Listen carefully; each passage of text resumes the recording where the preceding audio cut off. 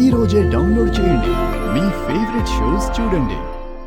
అవునవును, మెల్లగా బాబాయ్ మనసు మార్చేసి ఇంట్లోకి అడుగు పెడుతుంది. మీరు చాలా ఫూలిష్ గా మాట్లాడుతున్నారు. ఏం మాట్లాడుతున్నావే? తెలివి తక్కువ దద్దమ్మల్లా మాట్లాడుతున్నారు అని అంది. అది అనడం లేదు, నువ్వంటున్నావు. ఇటువంటి పరిస్థితుల్లో పంతం అవసరం అంటారా పెద్దావిడ గారు? అవసరం లేదు.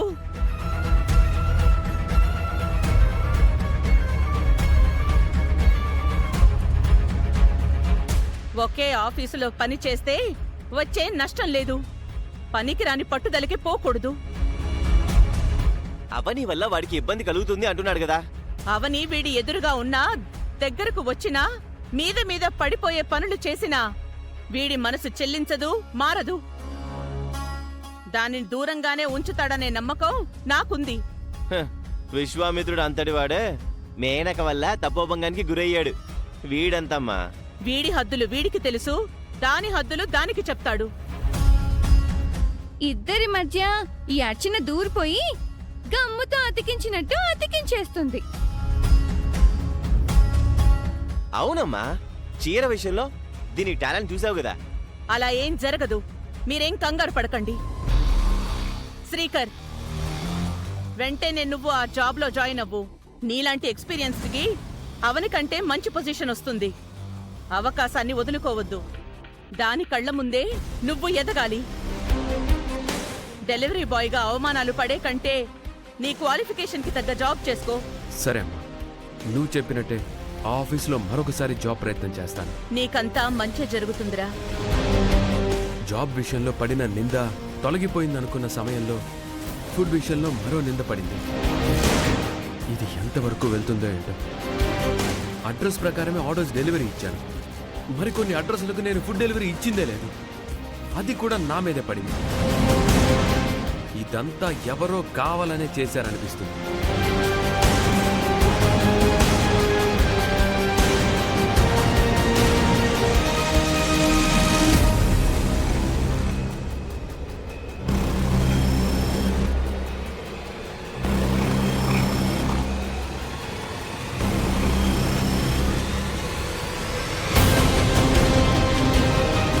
అమ్మా నాన్నలు ఒకే చెట్టు పనిచేస్తే తొందరగా ఒకటైపోతారు.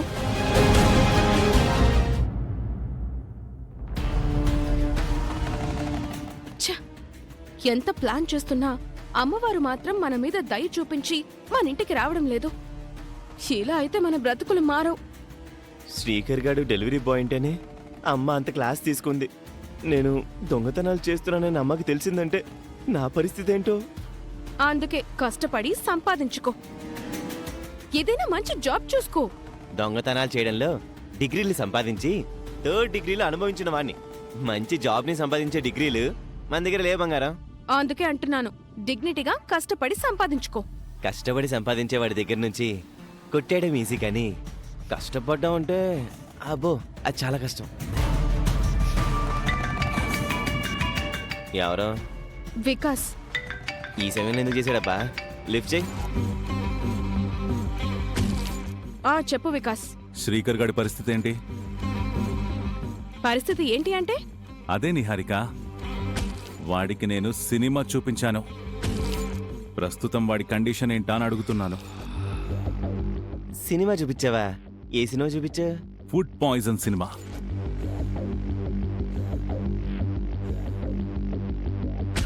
బ్రో, ఈ మధ్య మాకు షాకుల మీద షాకులు తగులుతుండడం వల్ల బ్రెయిన్ ముద్దు మారిపోయి వెంటనే కంటెంట్ ని క్యాచ్ చేయలేకపోతున్నాం. ఆ ఫుడ్ పాయిజన్ సినిమా ఏంటో కాస్త వివరంగా చెప్తావా బ్రో? నేను నా గర్ల్ ఫ్రెండ్ మాట్లాడుకుంటూ ఉండగా అవని శ్రీకర్లొచ్చి డిస్టర్బ్ చేశారు. బయట ఎక్కడైనా రహస్యంగా దుకాణం పెట్టారా?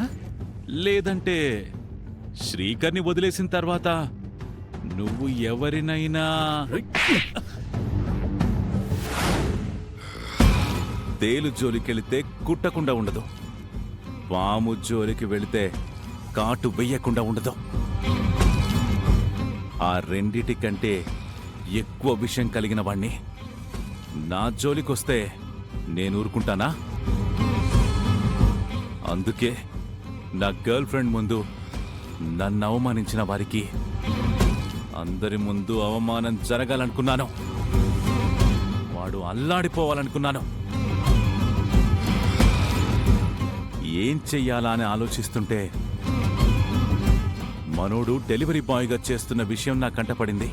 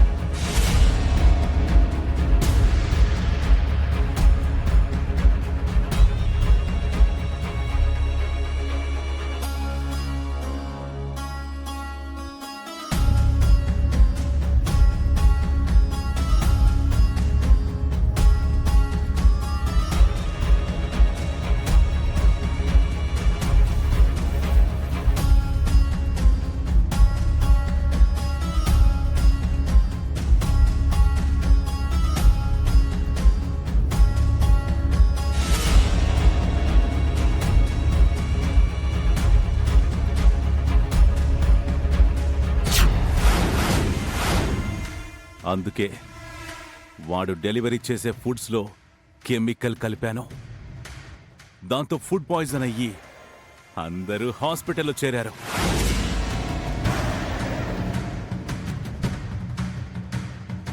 వారిని ఎంత ప్లాన్ చేసావా? మొత్తం ముందుగా ఒక మాట చెప్పింటే సంతోషించే వాళ్ళం కదా. మనం ముందుగా అనుకుంటే సక్సెస్ కావడం లేదు, అందుకే చెప్పలేదు. మీరు కామ్గా ఉండండి. నెక్స్ట్ ఏం జరుగుతుందంటే శ్రీకర్ మీద కేసు అవుతుంది. ఆ తర్వాత శిక్ష పడుతుంది. ఆ తర్వాత జైలుకు పోతాడు. నువ్వు చాలా కలలు కంటున్నావు గాని అదంతా ఏం జరగదు. ఆల్రెడీ అవని అన్నిటినీ చక్కబెట్టేసింది. శ్రీకర్ని నిర్దోషిగా విడుదల చేయించింది. వాట్? అవును బ్రో, కేసు వరకు వెళ్లకుండా నువ్విచ్చిన విషయానికి విరుగుడుగా అమ్మవారి ప్రసాదాన్ని బాధితులతో తినిపించి అందరినీ కాపాడేసింది. అమ్మవారి ప్రసాదమా? అమ్మవారి ప్రసాదాన్ని బాధితులతో తినిపించి అందరినీ కాపాడేసింది. అమ్మవారి ప్రసాదమా? అవును, మోస్ట్ పవర్ఫుల్ ప్రసాదం, సంజీవిని లాంటిది. దాంతో అదృష్టం కొద్దీ బయటపడిపోయాడు. చా, ప్రతిసారి మిస్ అవుతున్నారు. ఈసారి అడ్డంగా బుక్ అవుతాడని ఎంతో ఆశపడ్డాను. ఈ కుట్రకి కారణం నువ్వని తెలియకుండా జాగ్రత్త పడు, లేదంటే నువ్వు జైలుకి పోతావు.